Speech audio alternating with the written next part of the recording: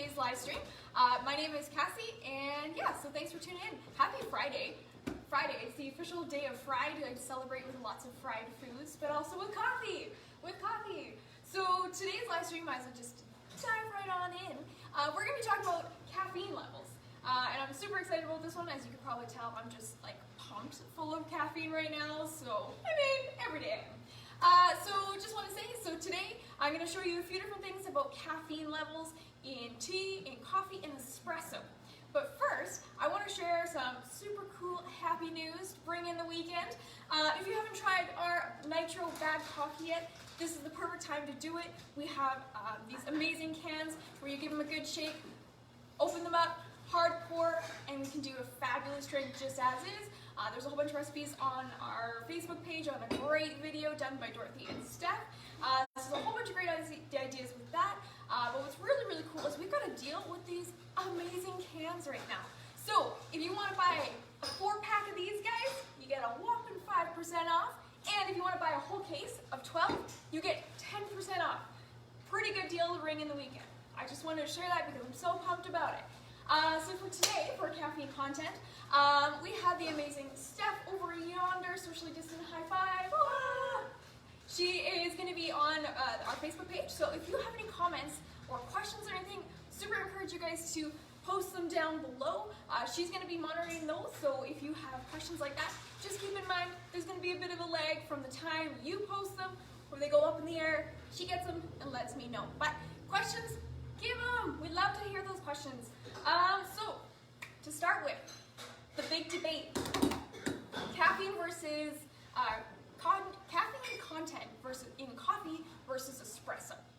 There's this kind of myth behind it, and that's kind of what I want to talk about a lot today, is the difference between the caffeine content in espresso and in coffee. So actually I have a few ounces of some coffee and espresso up here in front of me. We're going to talk about that, but first of all, what is caffeine? Caffeine is a natural stimulant, and this natural stimulant is found in a whole bunch of different sources. You can find it in cocoa beans, so you can get it in your chocolate. You can also get it in soft drinks, like your soda, but it's also really well known for being in coffee. So in these coffee plants as well as tea. So this natural stimulant, well, it's this kind of hot topic because so many people just live for that caffeine. I, for one, I'm one of those people that you don't talk to me unless the caffeine has hit my brain. I can't function unless I can feel that jump-starting my body. So what is it about this caffeine? How does it really activate it? Well, there's a lot going on with that. We kind of touched on that on a video that I did back on May 8th. But with caffeine content, it really depends on so many different factors. So first of all, what I'm going to show you here is I have got our 12-ounce standard size here of our coffee. I've got our delicious spring blend. I needed a little sip of that. So we got a 12-ounce cup there of just pure coffee. I've also got 1 ounce of our spring blend in a little shot glass right here, and also 1 ounce of our espresso made by the amazing Josiah over there on our drinks. So let's talk about this. So the concentration of the caffeine in these drinks is a hot topic. Totally hot topic. Everybody talks about it. But there's a bit of a myth about it. So first of all, how much caffeine is in a standard 12-ounce cup of coffee? So my standard 12-ounce cup of coffee, I've got nothing in it, just pure coffee. There's about 120 milligrams. 120 milligrams. That's 1,000th of a gram. So if I was to drink this whole thing, I get about 120 milligrams. Now, it depends on a lot of different factors, depending on, roast and things like that, but we're going to talk about that here in a minute. But this little shot of espresso, this little guy, this has 40 milligrams of caffeine. So if we're talking about the difference between 120 versus 40 milligrams, that's a pretty huge difference. So if we're just talking about a beverage perspective, coffee has way more caffeine than a shot of espresso does. But that's not really fair to compare these different sizes. So if we compare it by ounces, by looking at that volume difference, if we're comparing that, 1 little ounce of coffee has about 8 to 15 milligrams. So that's a lot different, 8 to 15, just 1 little ounce, versus about 40. So we're talking about volume perspective. You're going to be looking at 40 versus 8 to 15. So Really? Want a shot of espresso in the morning to get you going? I would recommend a cup of coffee first. And the difference is, well, really, when you're having your drinks, what's going to be the real big difference? Some people say, well, if I have my espresso, it seems to hit me a lot faster and I wake up so much faster. Well, if you're taking a shot of espresso, you're drinking it pretty quick. Oh, so good. Oh, thank you, Josiah. So you're drinking espresso very, very quickly. So it's going to actually enter your bloodstream a lot faster. Whereas if you're just sipping on your morning coffee, it's going to take a little bit longer for that caffeine to get in your system. So there's a little bit of a difference there. But let's chat about what are some other factors that really influence caffeine levels. Well, there's a whole bunch. Number one, there's two different kinds of coffee beans. We're going to talk about those here in a second, but as you notice, you might hear our phone going off right now. That's because we are still open. We are still open for curbside right now, so you'll probably hear the phone going, hear people doing things, hear the grinders, so just keep that in mind. But before we talk about the two different bean types, are there any questions or anything so far, Steph? Oh, perfect. I mean, everybody probably wants me to take another shot of coffee. I will. I will definitely do that. Okay, so there are two different types of coffee beans. So number one, there's a few different kinds, but the two that we're going to talk about, Robusta versus Arabica. So there's a couple different species of these plants that produce coffee beans. Now Robusta is known for having 2 times as much caffeine as Arabica beans. So if you're really wanting a big jolt, Robusta beans are really, really great for giving you that. But Robusta beans are known for not exactly having the greatest flavor. There's so many other characteristics about it. But Robusta beans, they actually use that in a lot of commercial companies to make things like instant coffee. But here at Cuppers, we only use Arabica beans. The Arabica beans have a fuller flavor, not as much caffeine, but a better flavor. So keeping in mind that depending on where those coffee beans are coming from, it's going to influence the amount of caffeine as well. Now what about grind? Grind is really, really important. That's really part of the thing that sets espresso versus coffee apart. Espresso is not really anything special in that sense where it's a different bean or a different roast. Some roasters actually will roast a little bit differently for their espresso beans. But here at Cuppers, our espresso is just a beautiful blend of our regular single origin coffees. So it's not any higher in caffeine in that sense when you're just looking at the bean. But when you're talking about espresso, espresso is much, much finer. And you're taking that very, very fine coffee and you're putting it through a machine similar to something like this, where there's a lot of pressure and very, very hot water to fully extract and make this concentrated shot. So espresso is a little bit different in that sense, mainly because of the method of brewing, rather than the actual brewing itself, or the bean itself. So when we're talking about grind, espresso grind is much, much finer than, for example, a grind that you might do for French press. A French press is very coarse.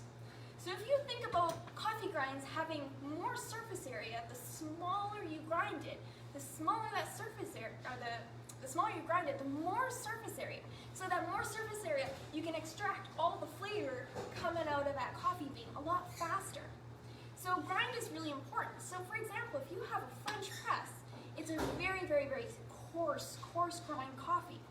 It's going to take more time and more effort to really pull that caffeine out because there's not as much surface area available. Whereas if we had like that shot of espresso Josiah made me in an espresso machine, it's very fun, very easy to extract that caffeine right out of there. Another thing that really influences the amount of caffeine that you can get from your coffee beans or your coffee grinds is actually water temperature.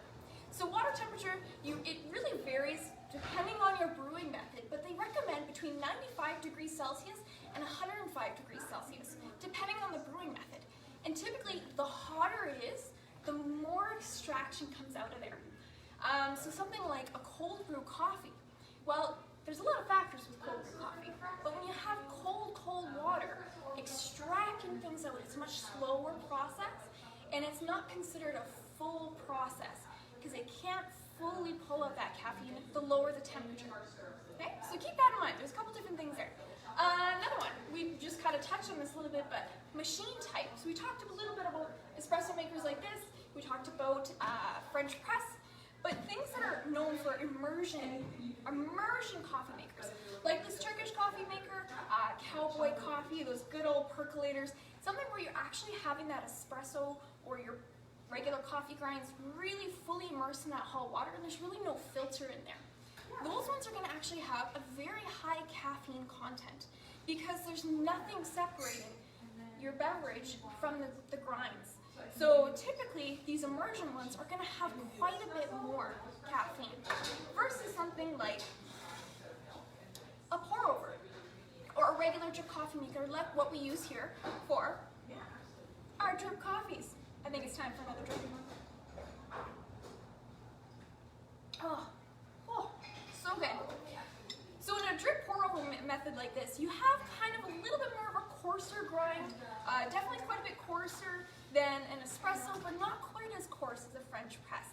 But you also have a filter that's kind of holding things back a little bit. Depending on the filter, there are some filters out there that will actually absorb a little bit of that caffeine as well. So things like a drip coffee maker, this can definitely affect how much caffeine you're actually getting out of your beans.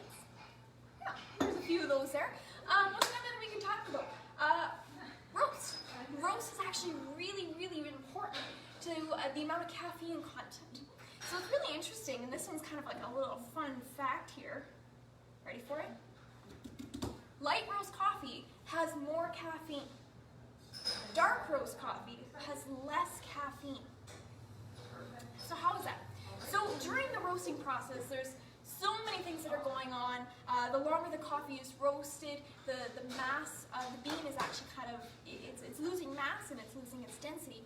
But you can also say kind of that the caffeine is getting more or less burnt off in the roasting process. So the longer that you roast it, the less caffeine there is. So if you, for example, have a light roast coffee, you can expect to see a little bit more caffeine in there versus a dark roast. So that kind of leads me to that next point, is if you're looking at a blend versus a single origin coffee, a blend is going to have 2 or more different types of coffees all mixed in there.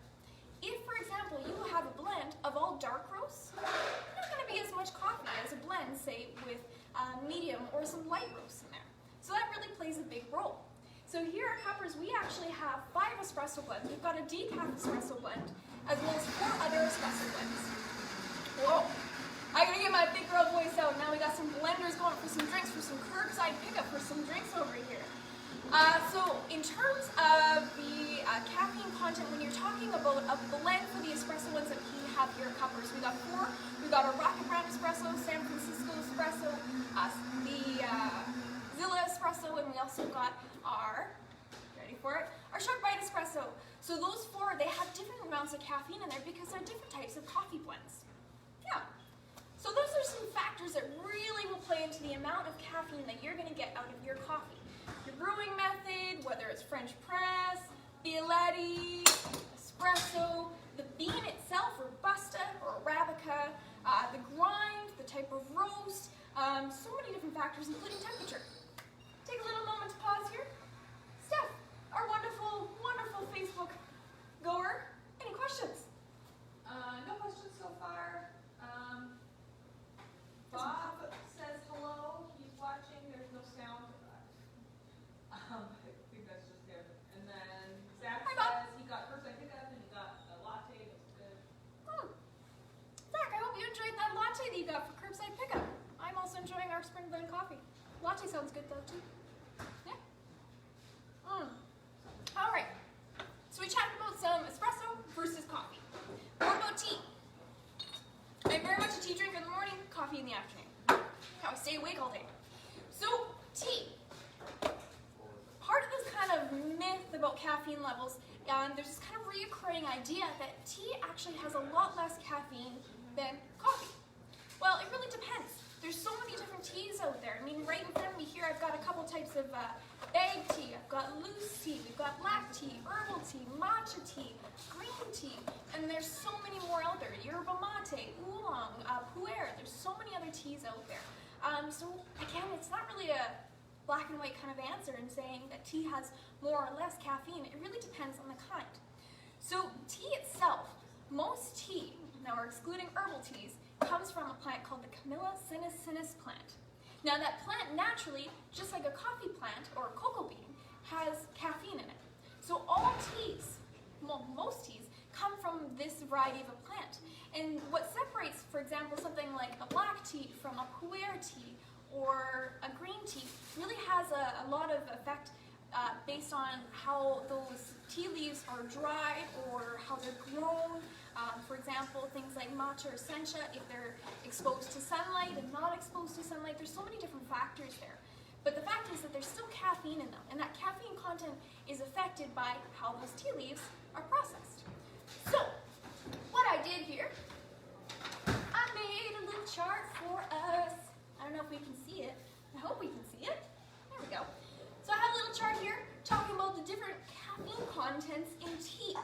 So first of all, I'm just going to bring up the idea of black tea. Black tea is known for having more caffeine content. We've got black tea that also includes things like chai tea, your English breakfast, your Earl Grey. Those black teas actually for a standard 12-ounce cup, just like our 12-ounce cup of coffee here, is going to have about 100 milligrams of caffeine. So it's actually pretty similar to coffee. Pretty similar. Now, the next one on our list is oolong. A little bit less caffeine. We're looking at about 80 milligrams for a 12-ounce cup. Then we're looking at green tea. Actually, a big, big difference. Green tea now has about 30 milligrams of caffeine in a 12-ounce cup. Now, the one exception to that is matcha. Matcha, and I put this up here in that bright green because matcha is so delicious, so amazing, so unique. Matcha, you're actually consuming the dried parts of that tea leaf. You're consuming the whole matcha. It's not going to be strained in a tea bag or a tea bowl or anything like that. You're consuming that whole tea leaf. So you're going to actually consume quite a bit more caffeine. So matcha is going to be kind of between here. I probably should put that down here. Oops. So the matcha, about 70 milligrams of caffeine. So this actually really, really gives you quite that jolt. Then we get down to things like your white tea, which is on the lowest scale here for all the teas that have caffeine. White tea, you're looking at about 20 milligrams of caffeine. So that brings us to herbal teas. Herbal teas are known for not having any caffeine, and there's a couple of reasons for that. Things like our amazing blueberry hibiscus tea, delicious. It's an herbal tea because it's not made from the same plant as the Camellia sinensis plant, so there's no caffeine in it. You can also have no caffeine teas that are chemically extract the caffeine. We don't carry those in any of those kind of teas here. We like to have pure teas where there's no chemical aftertaste or any of that chemical presence. But you can also have a tea, for example, a rooibos tea. A rooibos tea comes from a special type of plant. It's a red bush that just happens to not have any caffeine in it. So you can also have a rooibos tea that is caffeine-free, and it's not technically an herbal tea. So yeah, there we go. So that's a little bit of debunking the myth of caffeine.